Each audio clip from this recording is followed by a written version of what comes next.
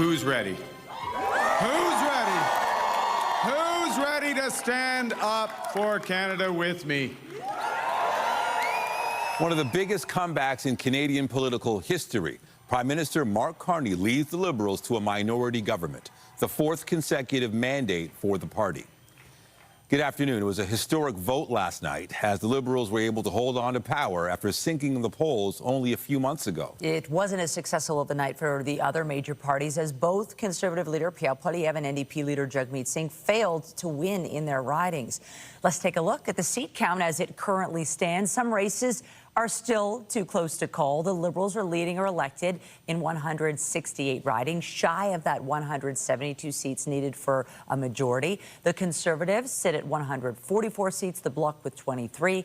The NDP falling significantly with just 7 seats, and the Greens with 1. The Liberals also leading the way in the popular vote with 44% support, followed closely by the Conservatives at 41%.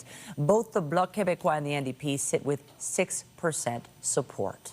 CTV's Natalie Johnson joins us now live with a deeper dive into the results here in the city. Natalie.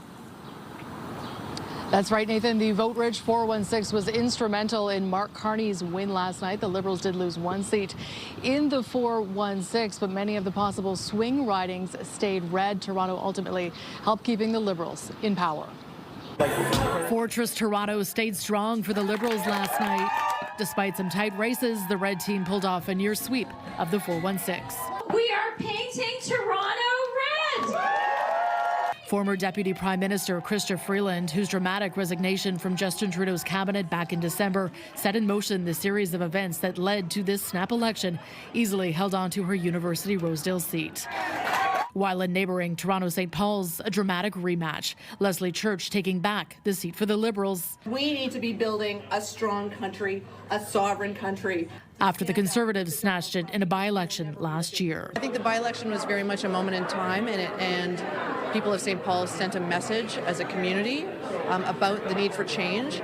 And I think as we go into whatever comes next here tonight, I think the message we take is no one here has voted for business as usual. Eglinton Lawrence also stayed red as Liberal Vince Gasparo beat out Conservative Karen Stintz. And former broadcaster Evan Solomon took Toronto Centre for the Liberals. I look back to as recently as December, when everyone was writing the Liberal Party off.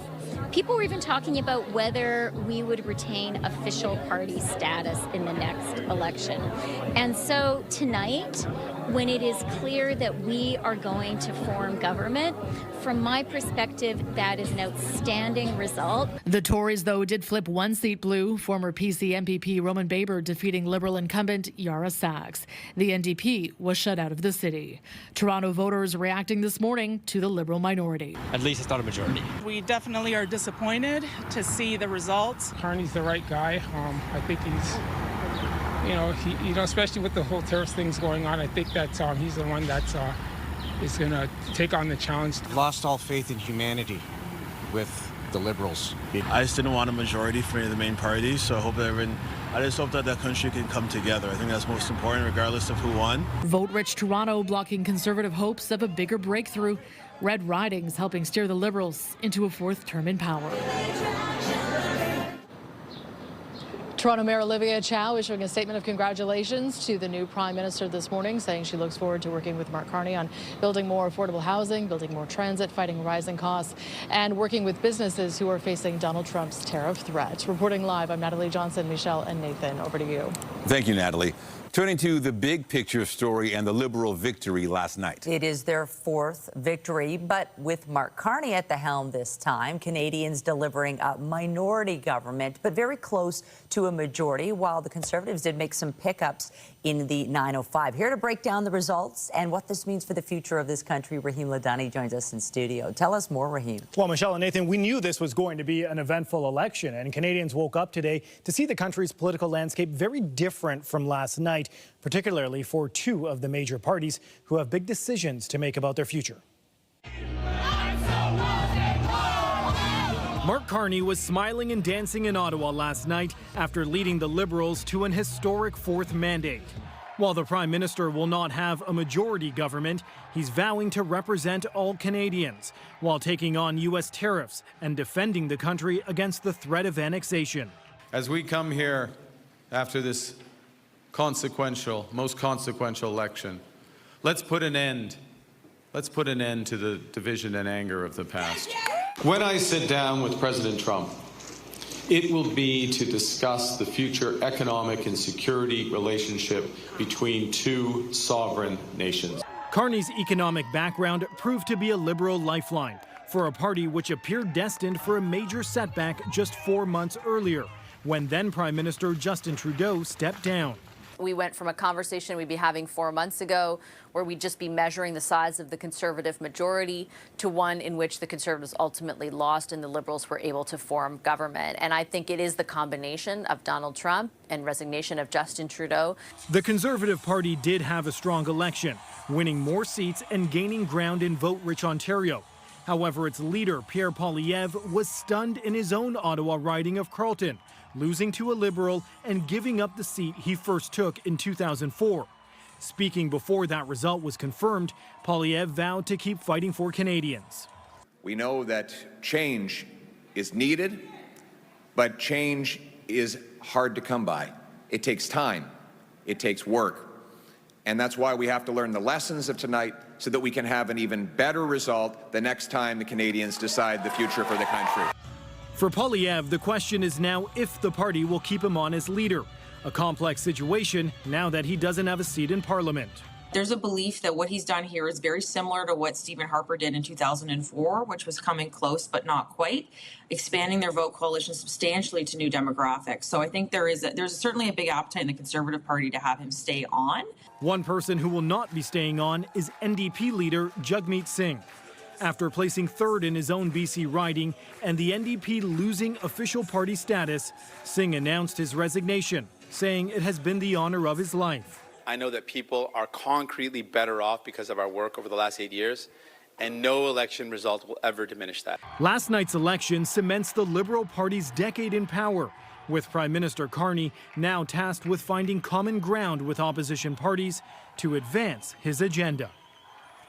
Now, several world leaders are extending their congratulations to Prime Minister Carney, including Ukrainian President Volodymyr Zelensky, French President Emmanuel Macron, and Indian Prime Minister Narendra Modi. There has been no message yet from U.S. President Donald Trump. Reporting live, I'm Raheem Ladani. Nathan, I'll send it back to you. All right, thank you, Raheem.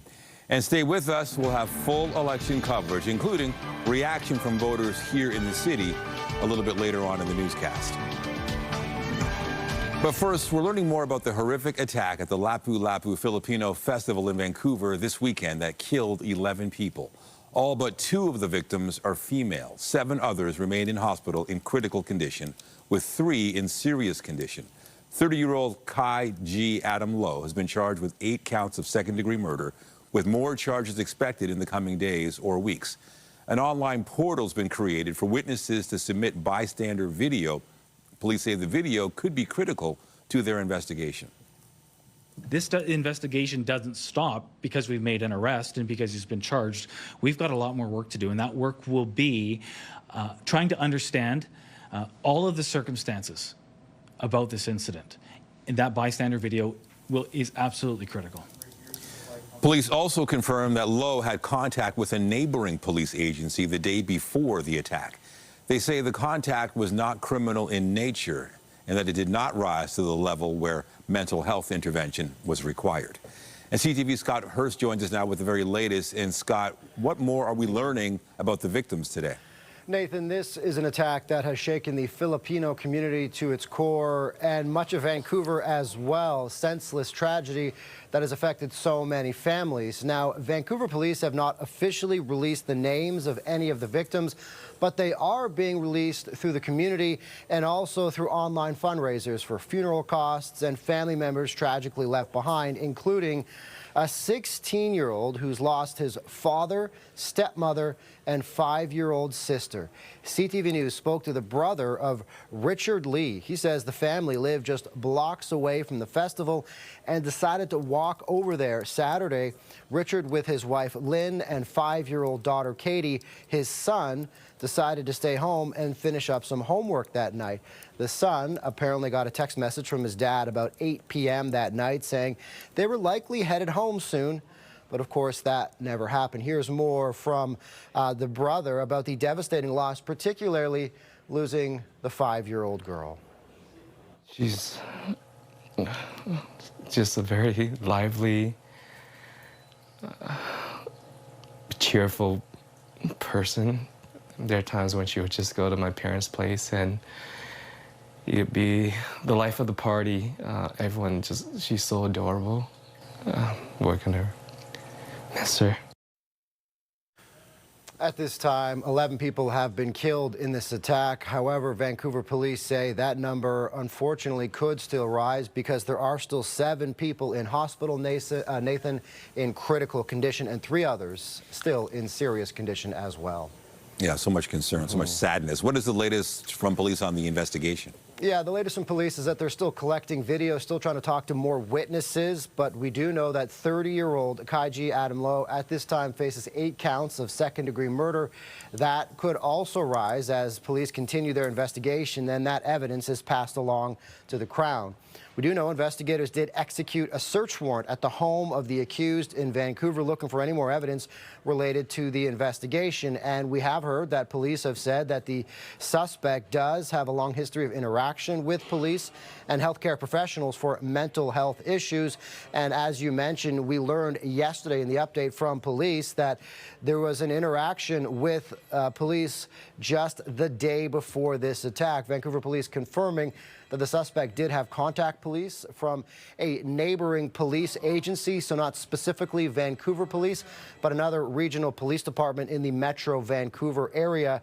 But as you mentioned, police say that this was not criminal in nature, so no arrest was made, no charges were recommended, and police say it did not rise to the level of mental health intervention, but would not go into any further details about that interaction the day before the attack. But of course, it'll all be part of the investigation. As I mentioned, still trying to collect more video and also appealing for more witnesses to come forward to help with the investigation. No doubt it is an attack that will have a mark on Vancouver and so many families in that city for quite some time, Nathan. Absolutely. CTV's Scott Hurst with the latest on the Vancouver festival attack. Thank you. Thanks, Nathan. And the tragedy is hitting close to home for the Filipino community here in Toronto, struggling to deal with the loss. CTV's Scott Lightfoot has more on the impact of the tragedy here in the city. From this bakery in North York, I can't believe it because it should be like a fun day. We're really sad about what happened. To a community center in Scarborough. Pain, actually, and of course concern and grief and something, oh my God, something terrible has happened. Toronto's Filipino community is struggling to understand Saturday's tragic attack on a festival in Vancouver. People are connected. The Filipino community has someone there, or a friend, or relatives, whatever. There is a connection. We were actually shocked. I was really, really shocked as to what happened in Vancouver. For the organizers of the annual Taste of Manila Festival, which takes place in the Bathurst and Wilson area each August, the incident raises a number of questions. As an event organizer, what came to my mind was, where did they lack in terms of planning, most especially in terms of safety and security? Those questions also on the minds of city officials here as Toronto gets set for another summer of street festivals and events. I will do everything I can as the mayor of Toronto to help keep people safe in this city, whether it's barricades or working with the festival organizers when there's mass gathering. We will keep people safe. Scott Lightfoot, CTV News. One person is in hospital after a 2-vehicle crash involving a motorcycle last night in Etobicoke. This happened just before 6:30 near Islington Avenue and St. George's Boulevard. According to police, a motorcyclist was taken to hospital with serious injuries. Investigators say the driver of the other vehicle fled after the crash. The cause remains under investigation. And we have more news in a moment, but first there's a live look at the city this afternoon. There's clouds, there's a chance of showers, but it is nice and warm. And then we've got a big change coming late tonight. Let's go to Lindsay Morrison with a look at the forecast. Hey, Lindsay. Hey, Nathan, Michelle. We are now under a thunderstorm watch in some parts of southern Ontario, not including the city of Toronto, but some parts of the GTA, as mentioned. We're watching for a couple of showers moving through early this afternoon, risk of a thunderstorm too, but perhaps the bigger concern is going to come later on, late afternoon and early evening with the passing of a cold front. So the areas that you see there in yellow, including Newmarket and Pickering, under a severe thunderstorm watch. Again, that means conditions are favorable. Doesn't necessarily mean that the storms are happening right now. A current look at the satellite and radar. We're getting round one. That's some shower activity. No thunder and lightning at this point, but we are starting to get some pretty strong winds. They are coming out of the southwest right now, and look at that, gusting upwards of 60 kilometers per hour. If we do in fact get some severe storms later today, you can expect very strong winds. The possibility of some hail and, yes, thunder and lightning as well as downpours. It is warm out there. Look at that. Temperatures are in the mid-20s in many areas, including at Pearson Airport, 24 degrees this hour, feeling closer to 30. And look at the difference once again, temperature-wise, by the lakeshore, 14 on the Toronto Islands. And there's a big change, as Nathan mentioned, in store overnight tonight and for tomorrow. Dramatic cool down. We'll talk all about it coming up. For now, Nathan and Michelle, back to you. Thank you, Lindsay. Reaction to last night's election result is also coming from Queen's Park. Premier Doug Ford addressed the media this morning and said he is ready to work with anyone to confront the U.S. tariffs. CTV's Queen's Park Bureau Chief Siobhan Morris has more. With congratulations out of the way, the Premier has a message for the Prime Minister. It's not business as usual. That's not going to cut it. We have to make sure that we move fast, immediate, or if not, President Trump is going to eat our lunch. Looking for collaboration on speeding up mining and other infrastructure and tearing down interprovincial trade barriers. I'm going to hold his feet to the fire. We're going to work well together, and I encourage all parties to work together for the common good. But Doug Ford has faced blowback from Conservatives for publicly criticizing the Pierre Poilievre campaign. His relationship with the leader, frosty. The morning after, Ford was asked if he had any regrets. I'm the Premier of Ontario. I have to make sure that we focus on driving economic, the economy moving forward, economic prosperity. But last night, former Ontario advisor turned Conservative MP Jamil Javani laid into the Premier, accusing him of being a Liberal hype man, calling his campaign comments sabotage. Yeah, I know.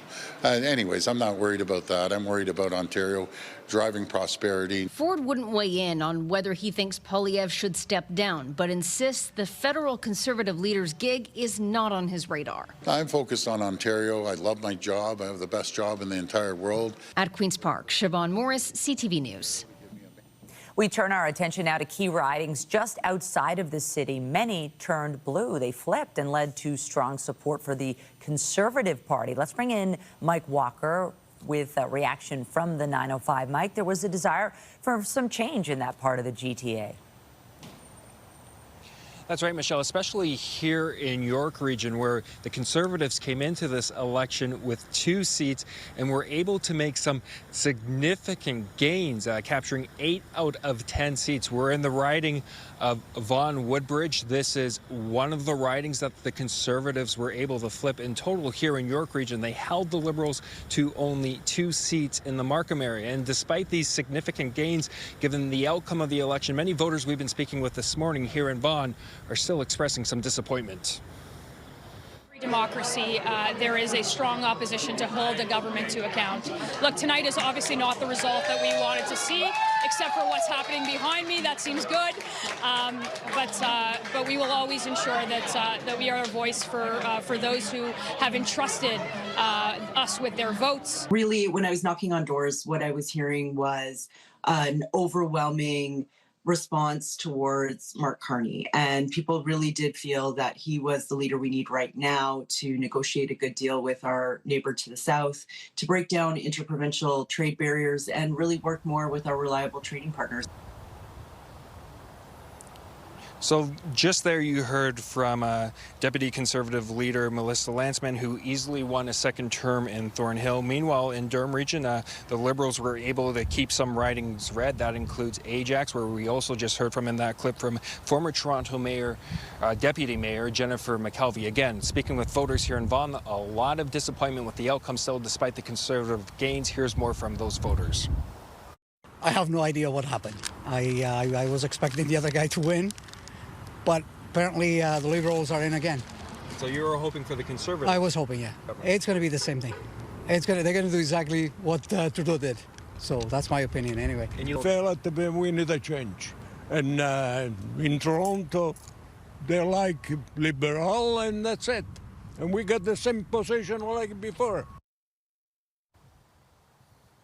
Looking at the results in other parts of the 905, in Mississauga, the Liberals were able to make a sweep. There are still some close races in the Brampton area that we're keeping an eye on as special ballots are still being counted. Reporting live in Vaughan, I'm Mike Walker. Nathan, back to you. Thank you, Mike. We're starting to get details on the number of voters who cast a ballot in yesterday's election. According to the latest data from Elections Canada, more than 19 million Canadians voted, with more than 28 million people eligible to vote in this country. That puts the voter turnout rate at over 67%, with more than 99% of polls reporting. And that's up from 62% in the 2021 vote. And joining us now to break down the results further, CTV's Colton Prale is with us. Colton, you covered every step of the election campaign. You watched the results roll in last night. They're still rolling in. What are your big takeaways? I think what we're seeing here is something that we've really never seen in Canada in generations. You know, this is the starkness of this election compared to past needs to be highlighted because this is so different from anything that we've ever seen. The last time you saw an opposition have this amount of popular support was 1930. You've never seen an opposition with this number of seats. It's the highest in Canadian history. At the same time, you have a four-term Liberal government, only the sixth four-term government in Canadian history. You have these massive wins on both sides, but also a bittersweet aftertaste because the Liberals do fall short of the majority that they were looking for. The Conservatives make incredible gains in Ontario, but at the same time, Pierre Poilievre loses his seat. The first time we've seen a Conservative leader lose their seat in 3 decades. You know, this is an election where 85% of Canadians chose between one of two parties. Again, you're going back to the 30s to see that happen. This is generationally different than anything we've seen, and it poses massive challenges for Prime Minister Mark Carney. Whoever was stepping into the PMO was obviously going to need to deal with Trump, but there is also a very significant unity question. I was speaking to people and supporters at the CPC HQ last night in downtown Ottawa, and they were telling me that they were going to sell their business and leave Canada, that they were no longer feeling represented by this government. They were neglected. They felt dumbfounded that their fellow Canadians could vote for the Liberals. It's that level of disappointment, but also misunderstanding or inability to comprehend the sentiment of other Canadians that Mark Carney needs to find a way to solve quickly. Because part of responding to Donald Trump is also unifying Canada. And that's going to be a challenge because we've seen it growing as a problem in our nation over the last several years. And he addressed it in his speech. He talked about going to Saskatchewan and Alberta. He talked about wanting to be a leader for everyone in our country, that we're all Canadians. But it is going to be a massive issue for him, highlighted by the fact that millions of people voted against him in an election unlike anything we've ever seen before, really. Yeah, you really laid it out there. This minority situation, not ideal, given the challenge facing Canada right now. We've heard from the leaders. Break down what they're saying. Yeah, the one thing that is nice, especially given the tariffs, is that we've heard from all of the other parties saying they will work with government to get these tariffs lifted. That's the first key highlight. The other one that's really important is if you listen to the speech from Pierre Poilievre last night, the one thing you should note is that it was more a stump speech than a concession speech. He does not sound like a man who is ready to throw in the towel, even without having a seat. It'll be very interesting to watch what happens next from him. All of the messaging today seems like he's going to try to find a way to carry on as leader of this party, even without a current seat in the House of Commons. CTV's Colton Prale, live for us in Ottawa, day after the election. Thank you. Anytime. Meanwhile, world leaders are reacting following Mark Carney's win. French President Emmanuel Macron posted this on X saying, "Dear Mark Carney, congratulations on your victory. You embody a strong Canada in the face of today's challenges. France is glad to further strengthen the friendship which unites our two countries. I'm looking forward to working with you, elbow to elbow." And the UK's Prime Minister also took to social media saying, "Congratulations to Mark Carney on your election victory. We will work together to deepen our economic relationship and deliver security for people working in the UK and Canada." Keir Starmer also said he welcomes Carney's leadership on international issues and will continue to work closely on defense, security, trade, and investment. Electricity is almost fully restored in Spain and Portugal following widespread power outages. Some isolated disruptions remain after flights were grounded, public transit was halted, and mobile communications were affected in many areas. By this morning, more than 99% of energy demand in Spain was back. The Portuguese grid operator says all of its 89 power substations are now online, and power has been restored to all 6.4 million customers. Efforts continue to bring back all the electricity and determine the cause of the outages, which remains a mystery. A new satellite that will study the Earth's forests has been launched into space. The European Space Agency's biomass satellite is on its way into orbit to start mapping out trees on the ground. It will use a specialized type of radar to capture detailed information about tree leaves, trunks, and root structures. It works by sending pulses towards the ground and analyzing the signals that bounce back. Scientists are looking for data on how much carbon is stored in the forest, helping them better understand the carbon cycle and how it contributes to climate change. Lindsay. Well, we've got some summertime heat and humidity out there today. Temperature in the mid-20s in Toronto, but feeling closer to 30. Here's today at a glance. I am concerned about the risk of thunderstorms, especially as we make our way into the evening. And that brings about some concern for the fans who are planning to head down to Maple Leaf Square for the Leafs game. Make sure you have a safe place to go in case these thunderstorms do fire up. They are likely along a cold front, which brings us a window of opportunity late afternoon and into the early part of the evening. We're going to recap the severe thunderstorm watch that is now in place for some areas. Coming up here on CTV News at noon. We'll be back after this break.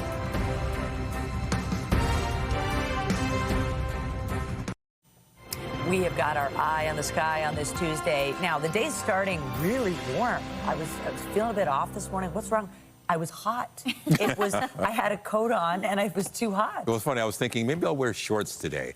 And then I don't see a lot of sunshine. I know that there's rain coming. I'm like, I guess maybe I'll hold off. It was kind of confusing. There's a lot going on today. Right. So we've got one round of showers that has now moved through parts of the GTA. That's not the line of thunderstorms that we're concerned about.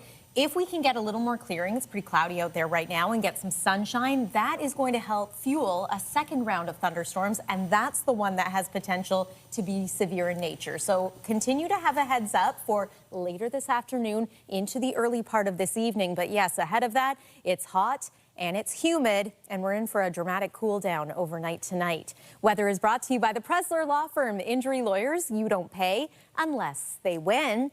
And today, this morning, it was pretty pleasant for getting outside, especially at Bluffers Beach Park. Look at those dogs having some fun. Nice, calm morning overall. Lovely conditions yesterday weather-wise for Election Day. Today has potential to be a little more volatile, a little stormy at times. These are the communities under a severe thunderstorm watch. And because it's been a while since we've talked about thunderstorms this way, I'm going to remind you of the fact that a watch means conditions are favorable for the development of storms. Doesn't necessarily mean they're happening. So a heads up as far south as Newmarket, as far west as over toward Kincardine, and then east end of the GTA, right through Durham region, and then eastern Ontario at risk of some of these storms. Can't rule out the possibility either of thunderstorm activity in the city of Toronto, even though we are not currently under a watch or a warning. Here's how this looks to play out. So I've paused this forecast radar around 5 p.m. So you can see those storms starting to initiate on our forecast radar. There's a window of opportunity from about then until, let's say, 8 p.m. that these storms are expected to roll through, perhaps even later than that in through eastern sections of the province. Then it's all going to clear out. It's also going to cool down again quite dramatically with the passing of that cold front.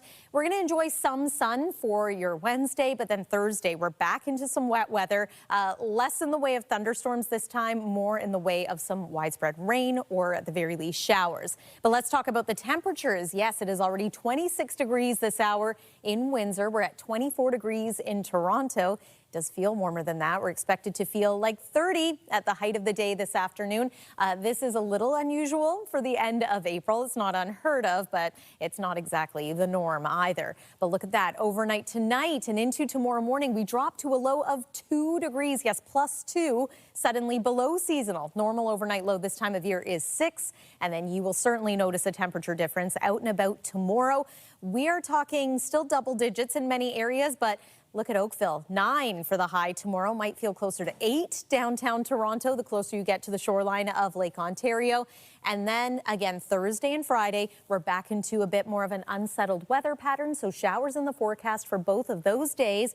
First weekend of May looks to be cooler than normal. And yes, perhaps a little unsettled, especially early in the day on Saturday as well. Should return to a mix of sun and cloud by Sunday and into Monday of next week. That's your look at the weather for now. Nathan and Michelle, I'll send it back to you. Thanks, Lindsay. And this potentially wet and stormy weather not likely to stop thousands of sports fans from flocking downtown tonight to Maple Leaf Square to watch the pivotal Game 5 for the Toronto Maple Leafs. The Buds are looking to clinch their spot in the second round of the NHL playoffs with a win at home over the Ottawa Senators tonight. And there's certainly a big buzz in the city ahead of the game. CTV Sean Leathong joins us now live as the team prepares for tonight's possible clincher. Sean. Well, Nathan and Michelle, it's a huge game in Toronto. It would be the first time, if they can win tonight, that they would clinch a series on home ice in over 20 years. And we've had a lot of those stats as the Leafs have been trying to work their way through the playoffs, because we know they've had a difficult time actually clinching these games. If we go back to Saturday night, Game 4, the Leafs had a 3-0 lead in the series. In overtime, the Leafs couldn't quite get it done. The third game in a row that had gone to overtime, with Ottawa scoring in the first overtime period and sending this one back to Toronto. Now, yesterday, on the day off, the Leafs did skate, but Captain Austin Matthews actually did not skate. This morning, he did skate before the game. He looked pretty good, and he talked about what he expects from Scotiabank Arena as far as crowd noise. But first, Coach Craig Berube was asked about how Austin Matthews is doing. Here's what he had to say. What's your sense of where Austin is after a day off of rest? Rested. He's good. He's good. Like I said, there's a lot of minutes the other night in that game. So, just a little extra rest for him. Yeah, it's been great. I mean, it's been awesome. I expect it to be even louder and rowdier tonight. But, the first 2 games here at the start of the series was the atmosphere was incredible. The fans are great, and just a lot of fun to play in that kind of atmosphere.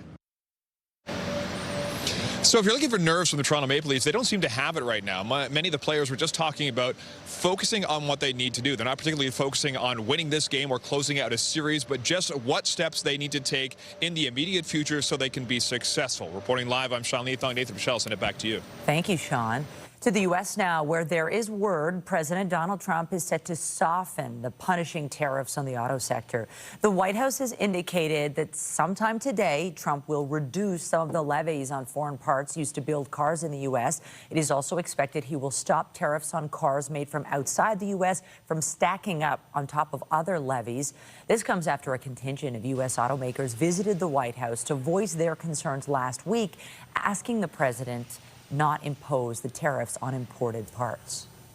At Queen's Park, the Ford government is taking the next steps in its plan to build a tunnel under the 401.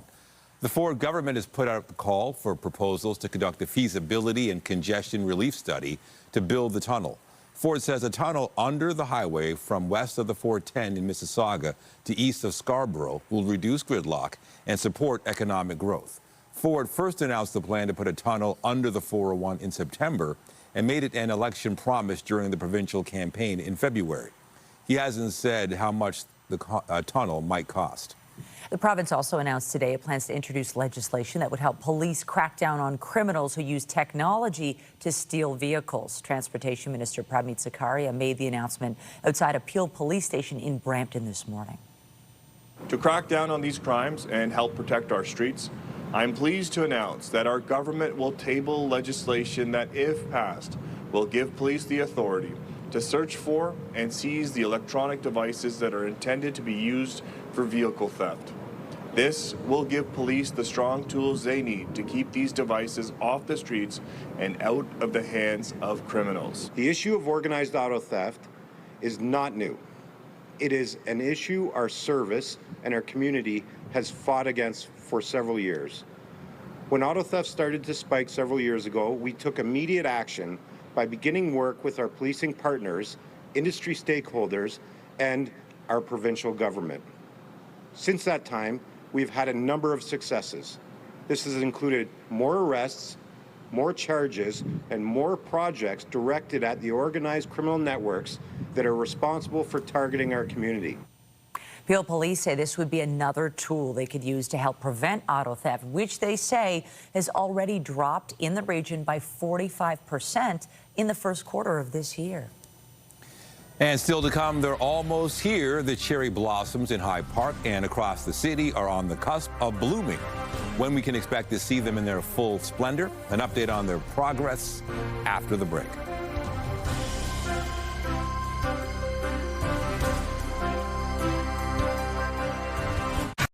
Well, spring has sprung, and a clear sign of that in the city is the cherry blossoms trees. Visitors to the popular Hyde Park cherry blossoms are eagerly awaiting full bloom of the colorful flowers. They're not quite like that just yet, but let's go see CTV's Jessica Smith, who's checking in on the status. Jessica, looks busy there.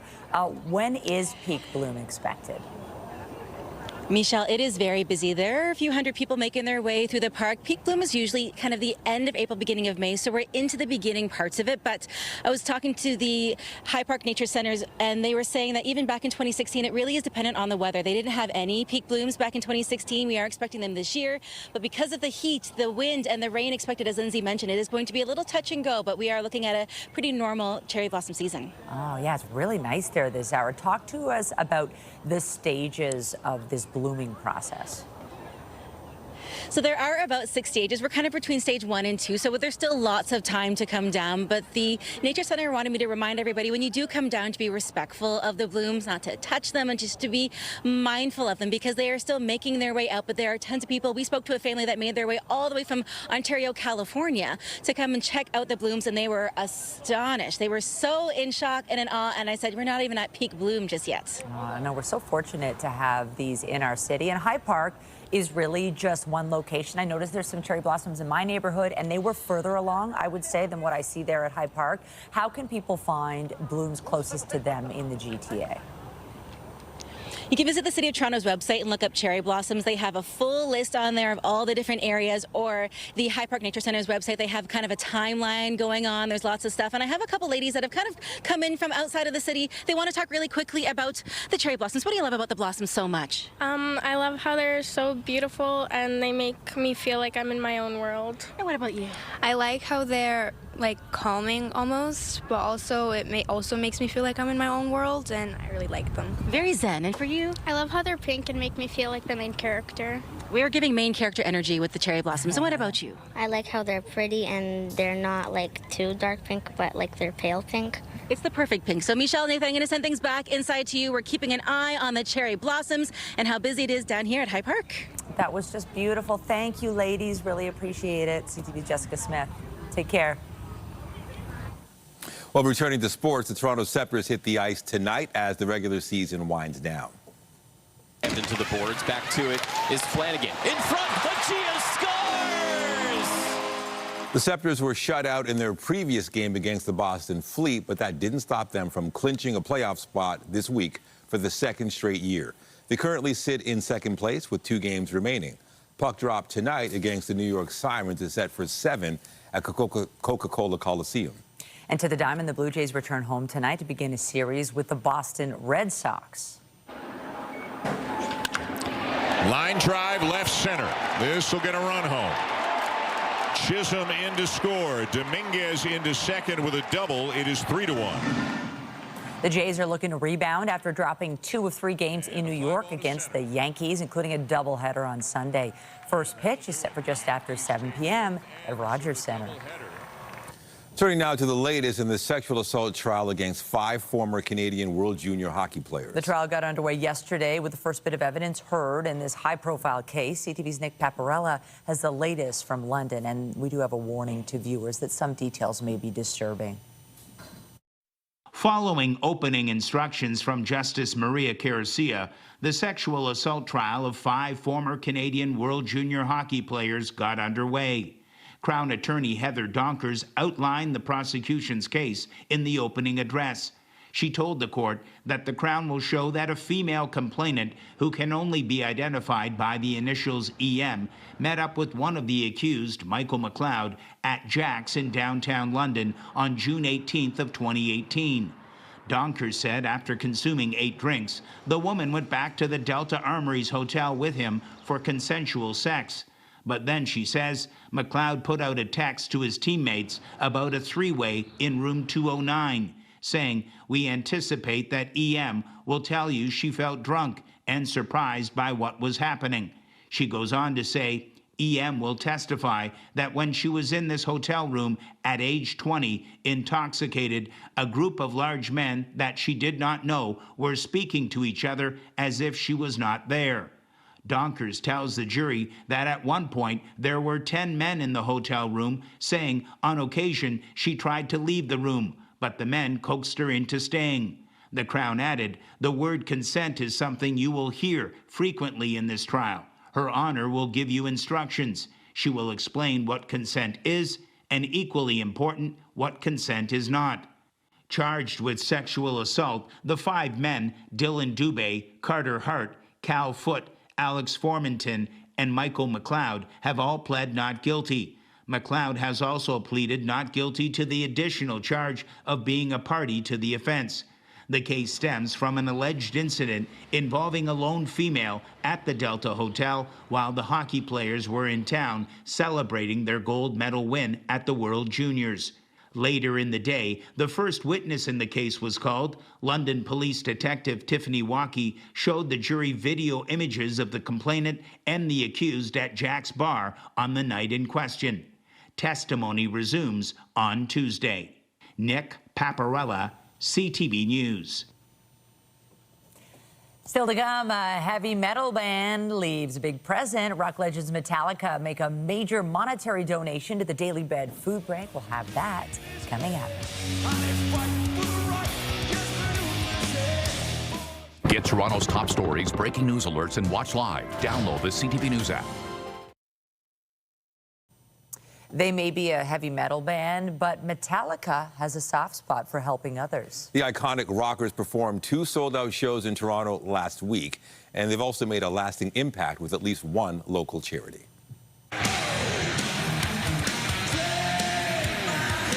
After performing 2 sold-out shows at the Rogers Centre, heavy metal legends Metallica giving back to the Daily Bread Food Bank with a $40,000 donation. We were totally caught by surprise.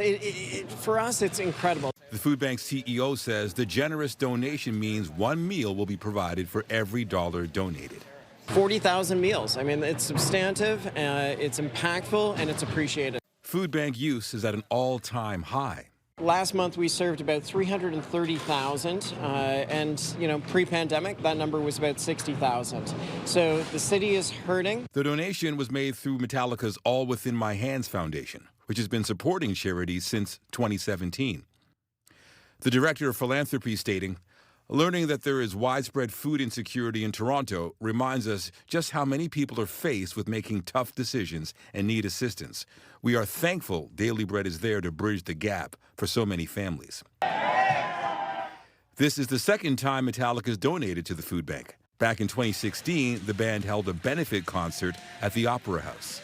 All proceeds from that concert were donated to the food bank. Fans were also encouraged to bring non-perishable donations. There's always people that need food. Metallica is the latest artist to support the food bank, which has benefited in the past from Taylor Swift and Bruce Springsteen. Hetherington is hoping the band's generosity will fuel others to support the food bank. When you're on top, you need to show leadership. And when you show that leadership and community building, nothing else matters. When the need is greater than ever. Coming up, replicating a rapper. See the finalists in a Bad Bunny look-alike contest. The purpose of the event after the break.